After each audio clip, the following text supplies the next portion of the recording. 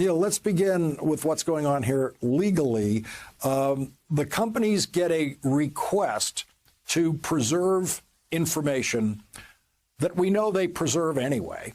What is going on here legally? Well, I think what's going on here, I think I have one question for Kevin McCarthy, which is, why are you so scared, Congressman? Because nobody thinks Kevin McCarthy is right legally. It's preposterous. And he can try and make these statements or fight it in court, but he's going to lose. Now, it's true the law recognizes attorney-client privilege, but it doesn't recognize a legislator-conspirator privilege.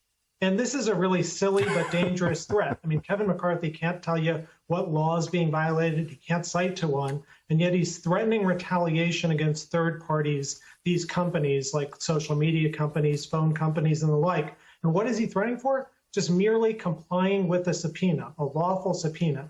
That's a mob boss tactic, to basically go after and threaten someone who complies with the subpoena. And it just shows that this party has lost any pretense of being a law and order party. This is an anti-law party, an anti-democracy party at this point. So, John Hyman, we have at least now one campaign agenda item for the Republicans in the congressional election, and that is elect us so we can pass laws, I guess, to penalize telecommunications companies that cooperate with federal investigations. Yeah, well, I think that's right. That's one thing, Lawrence. I think there's also, this is like a lot of McCarthy threats. This is a threat that seems to be directed in not just at the companies, but also kind of issuing a threat in a somewhat more veiled way towards all the Democrats who are pressing for these phone records. He seems to, this is like another one of these threats where Republicans are basically saying, hey, you know what, we might be back in the majority relatively soon. You guys should probably be careful what you do here, because if you leave a fish's head in our bed, we're going to put a horse's head in your bed. It is, as Neil said, it's mob behavior, not the behavior of people who care about the Constitution or care about the law or care about getting to the bottom of what happened on January 6th, which, of course, is what this is all about, right? And the truth is that McCarthy is not on the list right now. A lot of people want to know what Kevin McCarthy did on January 6th and the communications that he had with Donald Trump. He's not one of the congressmen currently listed. And I think that's another thing that's going on here, which is McCarthy wants to keep his own name off that list and wants to make sure that the Democrats who are running this committee know that he is, or think at least, that he is going to rain down hell on their heads if they drag him into this. And I think, again, that gets back to the top, what Neil said. What is Kevin McCarthy so scared of? If he did nothing wrong, shouldn't be afraid to be called and shouldn't be afraid to have people look at his phone records. Well, Neil, one reason why Kevin McCarthy might not be on the list so far is that his conversations with the president are a matter of public record already to some degree, and he has described those conversations to other people who could be called as witnesses to say what he said about those conversations. Exactly. And that puts him in a different position than, for example, Jim Jordan, who, as you were saying earlier, kind of disassembled about his January 6th conversations. And the reporting today suggests there were many conversations between Jordan and Trump on January 6th. Now, that itself shouldn't surprise us. I mean, what else do these guys have to do besides plan an insurrection? It's not like they were doing their jobs or anything.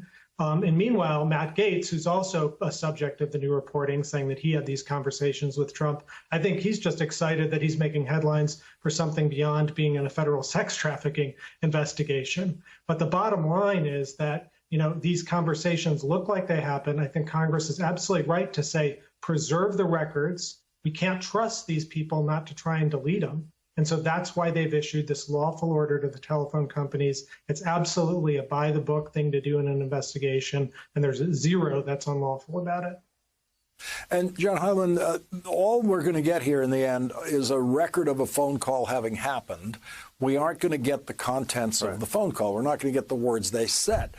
And so it's going to be up to Jim Jordan to say or not say what was said on that phone call. And the chances of that being accurate are exactly zero.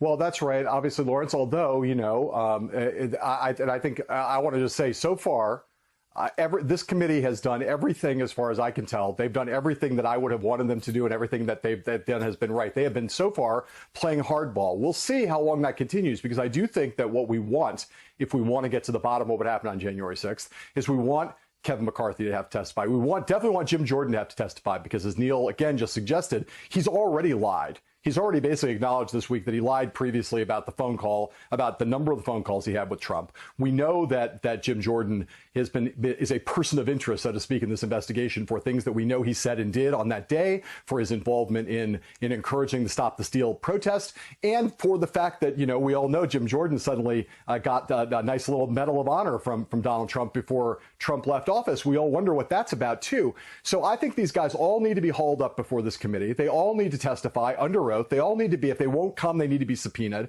And so far, I'm encouraged by this committee's toughness. I think there's no way we're ever going to get to the bottom of what happened unless all of these folks have to testify under oath and under threat of punishment if they refuse to testify. And we got to try to force them to testify as honestly as we can. I know you're skeptical and I'm skeptical. They're going to tell the truth, but the only possibility of getting more close to the truth is to make sure that we get to hear their testimony.